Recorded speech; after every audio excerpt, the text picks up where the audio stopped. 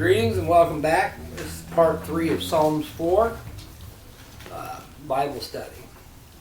Brothers and sisters of the universe, what a wonderful message we've had here today. To sum it up, first, let us keep it real. Now, what that means is, don't be false or fake with yourself or others. Be you. Do you. Yeah, I was about to say, you do you. Forget everybody else when it comes to, if they don't agree with your life, as long as it's not harmful to them, let them be.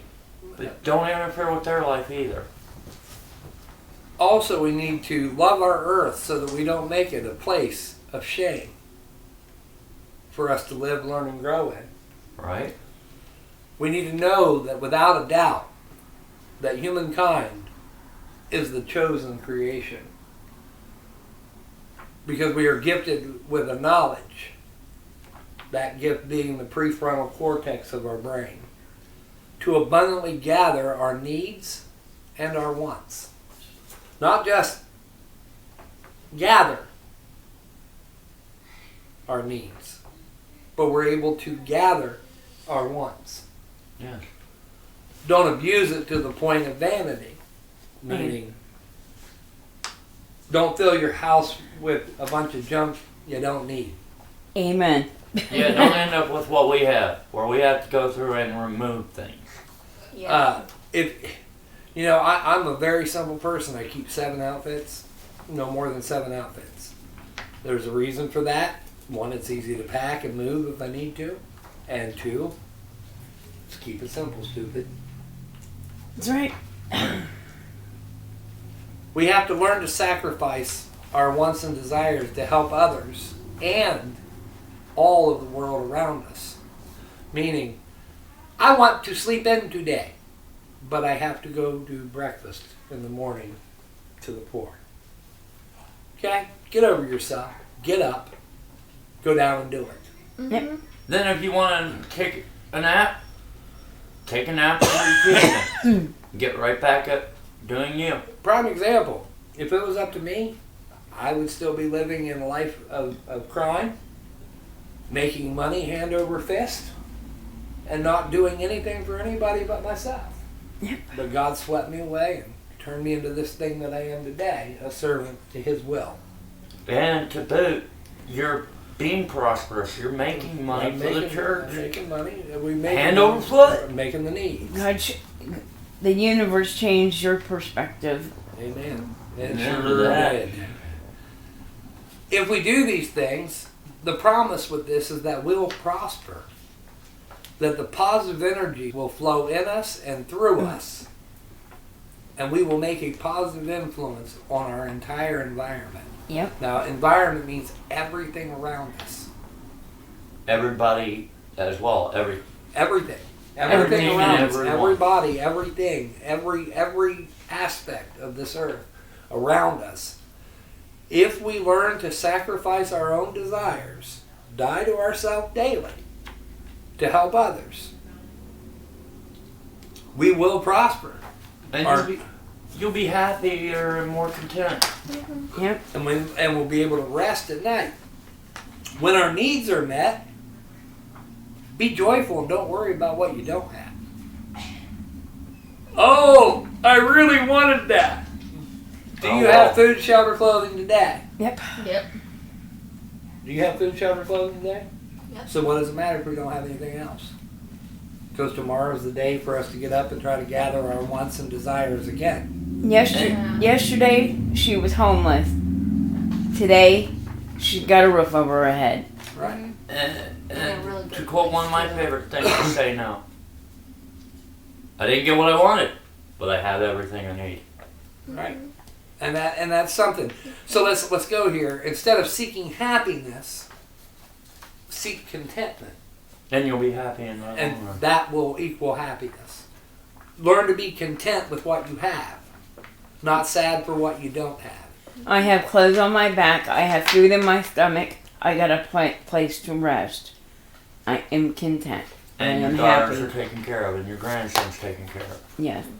And you have people around. You have socialization. I, Thank God you have family to irritate you every once in a while, right? that's right. Because God gave me the best of them. Thank God you got friends that get on your nerves. If it weren't for his friend, I'd But be you in want to a know hard... something? Us getting on each other's nerves, we actually love that about each other Yeah, because we it do. makes us giggle when we get on each other's nerves. You're more than friends, you're brothers. Yeah, we are. We're brothers from another mother, and we are cousins.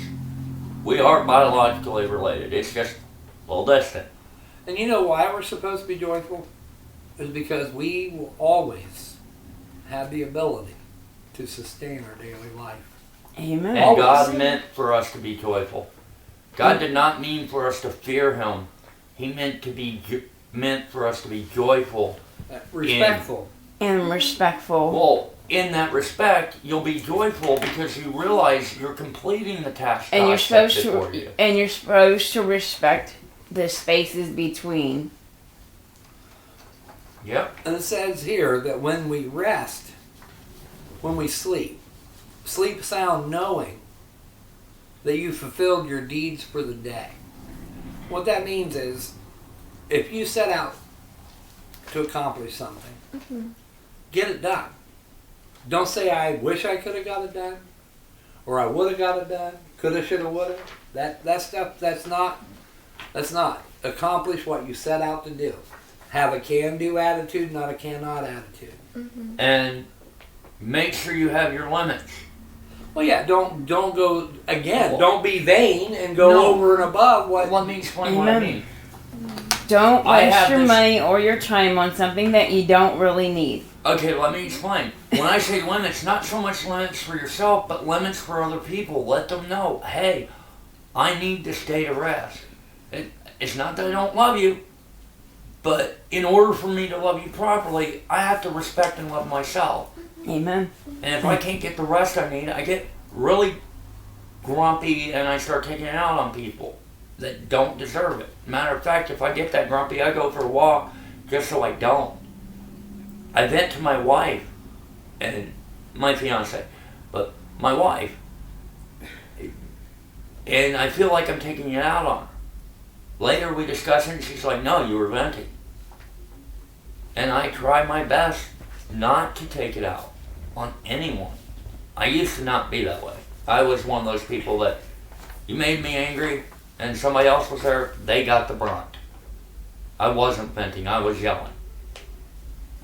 Also, Go ahead. also even though we're in distress, such as aggravation or sleepiness or whatever it may be, trust that you're safe and secure.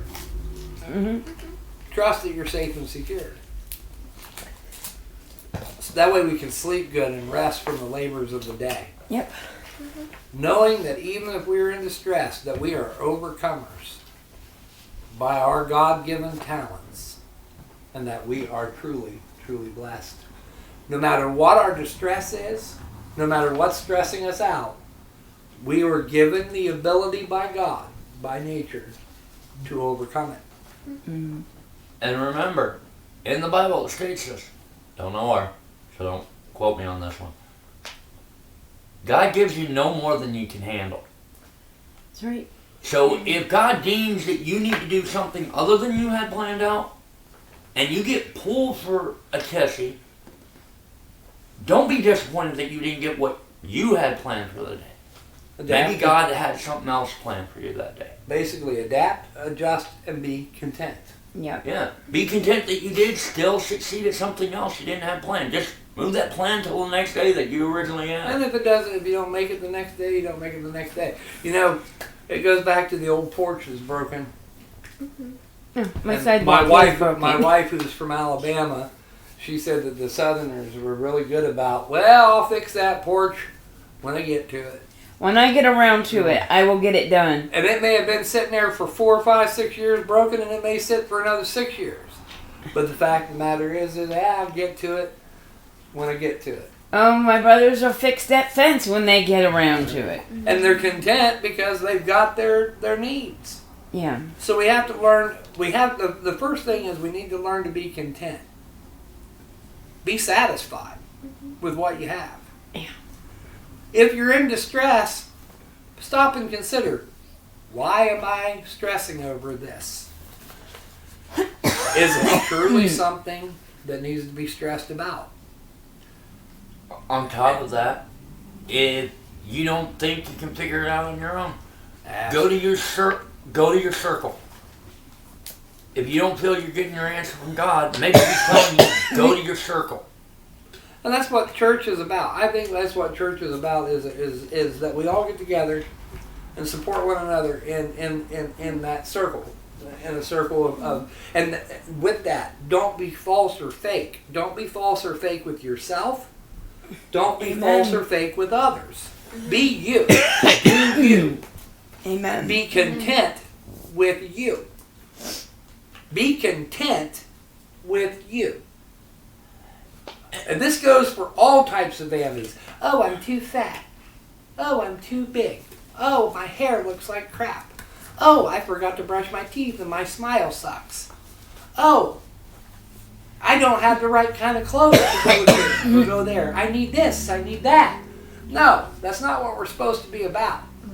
I have a shirt on Be my happy. back and food in my Be mouth. I'm happy. good to go. You're in shape, even if you're fat. You're in shape, and I can say this because I'm fat, and I'm in shape. And you know what it is? It's called I'm round. I am round, therefore I am in shape. I'm busy. I have two young daughters, and I'm a mother. That's life. I will make time for myself after my family's needs are met. But does that make you happy? And Yes. content. So, therefore, you're not in distress doing it, right? That's right. And are you thankful that you have the opportunity to do I'm it? always thankful when I accomplish what I was set out to do. Right. Amen. But everybody, you see what I'm wearing? I'm wearing a t-shirt, a hoodie.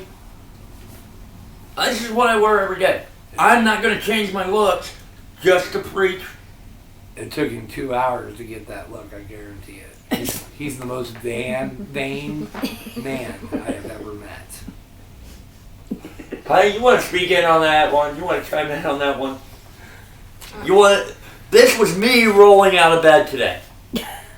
Oh, it took him 8 hours. It took him 8 hours to get that look.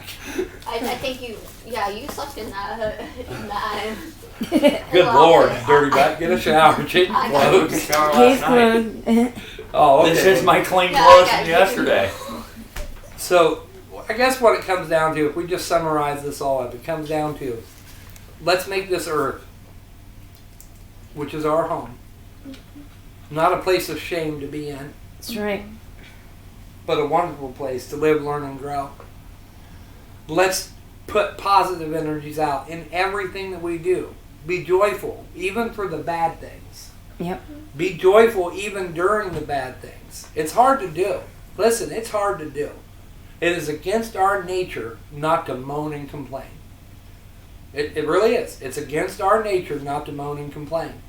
Because that's the society we've grown up in. But no, that's just human nature.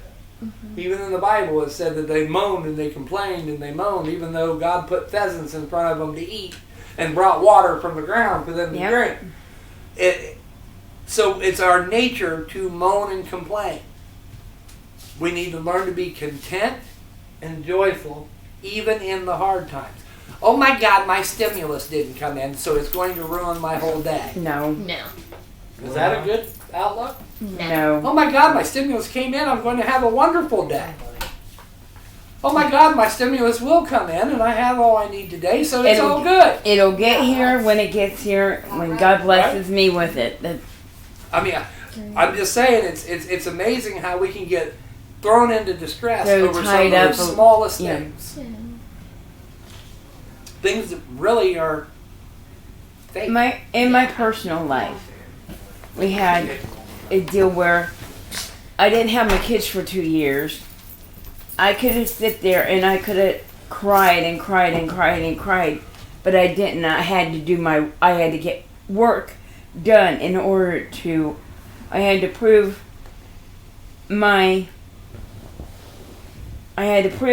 myself that I could take care of my kid and my family's needs. I had to prove that to to the other people on the other side that I could do my job as a mother.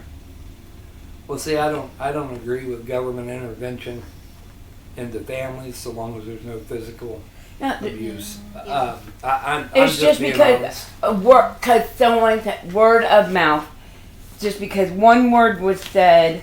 Which goes back to making this a shameful place as opposed to a blessing. Exactly. It's just, and I worked my arse off to get back on track.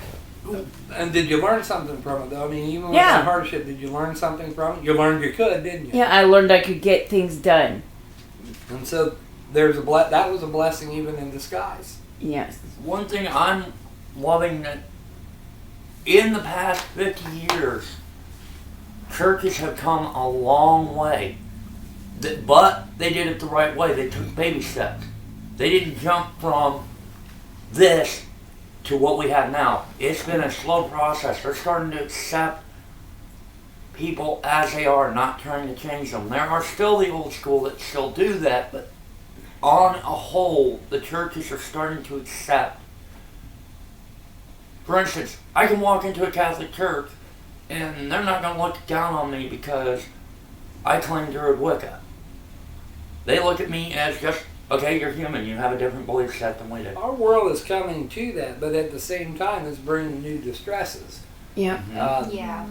And it comes down to this. I want you to change for you, not Yep. for me. Right. If we preach a message, we're preaching a message for you to look into you Yep. and for you to decide for you what your path is. Right. I can't tell you that the way I walked is the same way you have to walk. No, Because because it's everybody, unique- because every soul is different. Yeah, it's a unique situation. I can tell you that, here we go, scientific method is when we say, like earlier when we talked about prayer. Right. All right, so the hypothesis or the guess was that if I pray, that prayer will be answered. And God's And time. out of 1, 2, 3, 4 people that spoke, all 4 had answered prayers. I thought So- we all five did. Or 5, yeah, Bethany. You left Bethany out of this. What? How dare you? No, she didn't say anything on that. I didn't say anything on it because I don't have Oh. Oh, I thought you did. So if you look at that, Alright. if you look at that underneath scientific method, 4 out of 4, meaning 100% of the people present, experienced a prayer answered, which means scientifically, the prayers were answered. Amen. Scientifically any. proven. Amen. I actually agreed what she was saying when we did the prayer thing. I actually agreed, and actually what you were saying and Krista was saying. So yeah, I actually did. Yeah, so yeah, you did. I just was saying, like, the prayers that were there, and that's how we do it. So we have a 5 out of 5, which is 100% that prayers were answered or was witnessed to be answered. Exactly. So you guys out here in the virtual world, would you put down in the comments if or if not you've had prayers answered? And there's no right or wrong answer. You're not going to be judged if you say, no, I've never had an answered prayer. Well, maybe you have more blessings than you know is what I'm going to say, but it's not a judgment because, everybody's there. So if you had an answered prayer, or if you didn't have an answered prayer, put it down below, because we can take this as a scientific experiment under the scientific method to prove or disprove the phenomenon known as God. Anybody got anything to add to this? Only that science, the more they try to disprove God, they're proving him. Oh, no, they're not disproving God at all. They have No. acknowledged the phenomenon known as God. I'm saying, the more they try to disprove him, the more they have proof that That he's a phenomenon. that he exists. He's a Oh, phenomenon. they have to which believe in means- something because they're talking about it. Yeah. And I guess where I want to leave this at is the last part of this, is that no matter where we are in our life, no matter what kind of stressors we have, no matter what's going on in your life, whether it's hugely seems bad, whether it seems stressful, if you're struggling with mental illness or physical ailments or drug addiction, anything, understand that you, by the power of God creating you have the power to overcome. whatever obstacles are in your life. You have that power. You were given that power by Creator, by nature. We are the natural dominant force on this earth. Every one of us are gifted with the prefrontal cortex, and we are able to overcome anything that stands in our way. And with that, we're going to come to an altar call. If there's anyone here today that feels they're in distress, among us sitting here, including the ministers, come forward and we'll pray with you. If you're in the virtual audience out there, email us at ulcnorevanministries@yahoo.com and ask for prayer, and we will pray with you. And we will put it in the comment, or in the description. Along with our website. Let's go to the closing invocation. Creator, we thank you for our blessings as humankind. We ask that you give us here and now the understanding of our natural born powers of thought. Open our minds that we may live, learn, and grow physically, mentally, and spiritually.